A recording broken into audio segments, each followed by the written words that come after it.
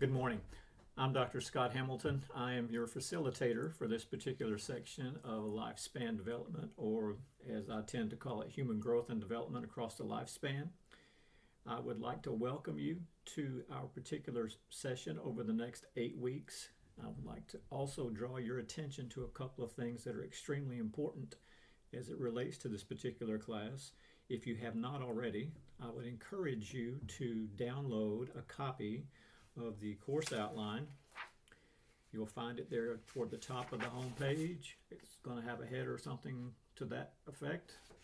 It has all of the information you require to navigate this class successfully. I'm going to go over a bit of that information just to make sure that we're clear about a couple of things. And in the long run, you'll be better off when it comes to your grade at the end of the term. First thing, there is contact information for me there on the front page. Feel free to use it. I'm a person who tends to answer the phone when someone rings it, unless I'm with someone. Even if the phone rings in the middle of the night, I'm most often going to pick it up. So no worries there. If there is some concern that is pressing, do not hesitate. That's what I'm here for. Feel free to call. Second page becomes most important. It tells you when things are open, when things close, when things are due, when things are considered late, that sort of thing.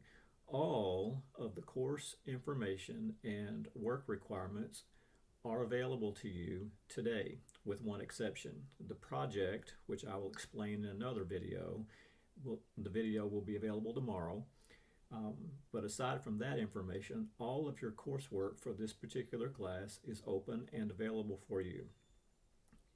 Take a very careful look at each of the due dates. For example, the first due date for any materials for chapters 1, 2, and 3. That due date is not until next Saturday, the 22nd. Then you will find other information that suggests when the rest of those materials are due accordingly across the next few weeks. One thing that is different from this class, if you've had me for general psychology before, is that this particular textbook has 19 chapters. We will go through all of them. That means that the work itself is a little bit more than the 14 chapters you will have covered in general psychology. However, the requirements for that material are no more stringent than they were for the general psychology class. It's just a little bit more material that's necessary to cover. I've lessened the number of points that are required for each of the tests, but I've also increased on the test, not the quizzes, but on the test, I've actually increased the number of questions, which is also a bit of a difference. But in the grand scheme of things, the points are still the points at the end of the day. You find a grade calculation sheet on the third page of the course outline. Tells you how much things are worth. As before, a discussion post is worth 15 points, 10 of which is for your initial discussion post, and 5 points is available for the response post that you make. Carefully read toward the bottom. I've made an adjustment or two. If I happen to make a mistake in this area, don't hesitate to let me know. Just simply remind me that I've made an error when I'm making a grade. All of your course materials are due on Saturdays, including your response post. I used to keep response posts due on Wednesday, regular discussion posts due on Wednesday, response posts due by Saturday. But for some, that tends to be a little bit more of a struggle. I'm not sure why, but I've decided to let that go. I am going to endeavor greatly across this term to be a little more engaging on the discussion board. If I happen to respond to your question or to your particular post, do me a favor, and everybody else who happens to be reading the discussion board, to make some kind of response if you can. If you don't understand what I've asked or need further clarification on something I've typed, again, don't hesitate to ask in the discussion board. That's what a discussion board is for. It takes place of our general discussion if we were going to be in a classroom. So again, the discussion posts are worth 10, response posts are worth 5. Now, as before, there are 6 complete sentences necessary for the discussion post. That tends to not be too much of a problem. Response posts must be 4 complete sentences, and I'm going to split some hairs here. Good post, thank you for your post, or any variation related to that sort of thing, like, I appreciate the way you worded your post. That sort of sentence is not going to help your sentence count. I won't count it, so if you consider that to be one of your sentences for the, I'm happy for you to include that information. I just don't count it toward your sentence total. It may take a couple of you a bit to get the hang of that part. 4 complete sentences without any regard to how wonderful you think the post is or how thankful you are to receive it. In fact, I would just as soon you be comfortable with offering a disagreement if you have a disagreement or a question related to the person's post to whom you are responding. That's all well and fine too. That's the way the discussion works. Those things are perfectly acceptable, and I'm happy for you to do that. There'll be a rubric that gets loaded for each one of the discussion posts, so you'll be able to see exactly what I mark off for versus what you get credit for. Bear in mind, I don't do late work.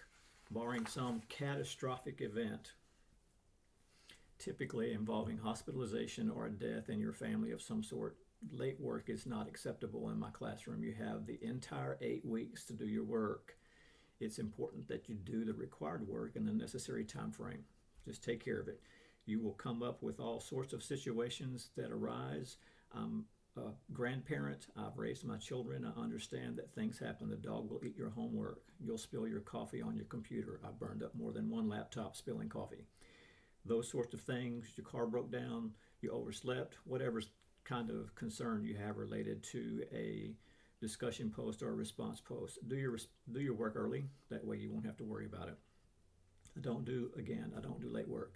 I communicate with students through the email system at Vernon College. Where you forward that email is up to you. But I deal with the Vernon College email address. Please keep in touch there. I send email on a reasonably consistent basis. And I'll make a note about the academic policy. There is a policy written on the last page of the course outline. I will enforce it if it's necessary. I've only had to do that about 3 times in the last 10 years of teaching at Vernon College. Just make a mindful note. If you cheat, and I manage to figure that out, it will cost you significantly when it comes to your grade if you're not relieved of the classroom altogether. So, all of that said, watch tomorrow for a video related to the actual project. It will have all of the information in its own file, and its own link will be on the home page toward the bottom. Otherwise, I look forward to reading your work across the term. If you have any concerns or questions, don't hesitate to let me know. If you need something, I'll look forward to visiting with you. Oh, before I forget, if you decide that you'd like to visit with me about something specific related to course material or something private, that's also perfectly acceptable. I'm willing to visit with you. I just need to know about that. I can be available for a group discussion if you'd like. I just need to know what sort of date and time. I do practice as a clinician. I have some other things going in my life, and it has to be scheduled. I don't often have time to just jump on the line. I can occasionally, but usually that sort of thing needs to be planned out because I do visit with clients. Otherwise, I look forward to visiting with you soon. Have a great day.